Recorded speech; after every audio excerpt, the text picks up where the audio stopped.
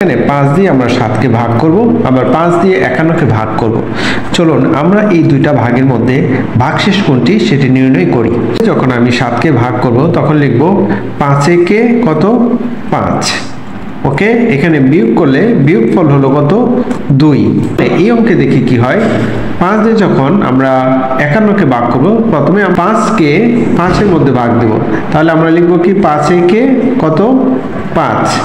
ওকে, এখন বিয়োগ করলাম, 5 থেকে 5 চলে গেলে রইল কত 0। আমাদের আগে 0 দিতে হয় না, তো উপরে রয়ে গেছে কত 1। এখন বলো এই দুটার মধ্যে ভাগশেষ কোনটি, এই 2 ভাগশেষ নাকি 1 ভাগশেষ? ওকে, এবং এই অঙ্কটা কি এখানেই শেষ? তো এই জিনিসটাই আমরা আজকে জানবো। এখানে আমরা যখন 7 থেকে 5 বিয়োগ করলাম তখন 2 হলো। এখানে কিন্তু আমরা বিয়োগ করে 1 পাইনি, এটা সোজা উপর থেকে নেমেছে।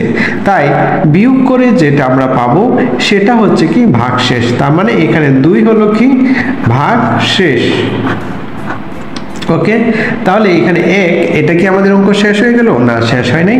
তাহলে এখানে আমরা কি করব দেখেন, 5 কে আবার 1 এর মধ্যে ভাগ করতে হবে। যেহেতু এমন সংখ্যা দিয়ে ভাগ করতে হবে যাতে ভাগ করার পরে 1 থেকে সংখ্যাটা কি হয় ছোট বা সমান হয়। তাহলে আমরা যদি 5 দিয়ে 0 দিই, 5 এর 0 কত 0, তাহলে এখানে কত হলো, এখন বিয়োগ করলে কত হলো 1 হলো। এইটা হলো গিয়ে এখন কি ভাগশেষ। আর এখানে ভাগফল কোনটা, এটা হচ্ছে কি ভাগফল। আমরা এটাকে লিখব ভাগফল, এটা হচ্ছে এখন ভাগশেষ। তাহলে এটা কি যা দিয়ে ভাগ করলাম সেটা হলো ভাজক, যা দিয়ে ভাগ করলাম সেটা ভাজক, এবং যেটাকে ভাগ করলাম সেটা হলো কি ভাজ্য।